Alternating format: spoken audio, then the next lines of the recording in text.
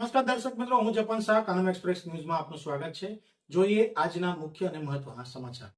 શિનોર તાલુકાના અવાખલ ગામે આવેલ શ્રેયસ વિદ્યાલય ખાતે સંસ્કૃત સપ્તાહ મહોત્સવ અંતર્ગત સંસ્કૃત ગૌરવ યાત્રાનું આયોજન કરવામાં આવ્યું હતું, જેમાં શ્રેયસ વિદ્યાલય અવાખલ અને પ્રાથમિક શાળાના બાળકોએ ઉત્સાહભેર ભાગ લીધો હતો.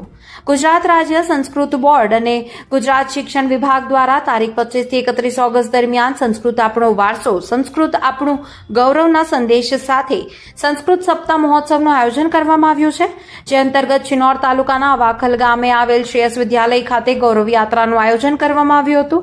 આ ગૌરવ યાત્રામાં શ્રેયસ વિદ્યાલય અને પ્રાથમિક શાળાના વિદ્યાર્થીઓ સંસ્કૃત ભાષાનું મહત્વ દર્શાવતા વિવિધ ડિસ્પ્લે બોર્ડ, સ્લોગન તથા વિદ્યાર્થીઓ દ્વારા ધારણ કરવામાં આવેલ વેશભૂષા વિશિષ્ટ આકર્ષણનું કેન્દ્ર બન્યા હતા.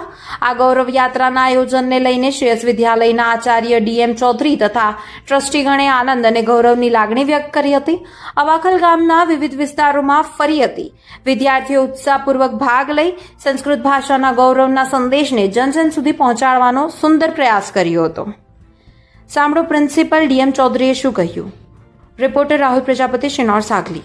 રાજ્ય સંસ્કૃત બોર્ડ તથા ગુજરાતના શિક્ષણ વિભાગ દ્વારા તારીખ 25 થી 31 ઓગસ્ટ 2026 દરમિયાન સંસ્કૃત સપ્તાહનું આયોજન કરવામાં આવ્યું. એ આયોજનના ભાગરૂપે અમારી શાળા શ્રેયસ વિદ્યાલય અવાખલમાં સંસ્કૃતના મહિમા મંડન કરતા ઘણા બધા કાર્યક્રમો યોજવામાં આવ્યા.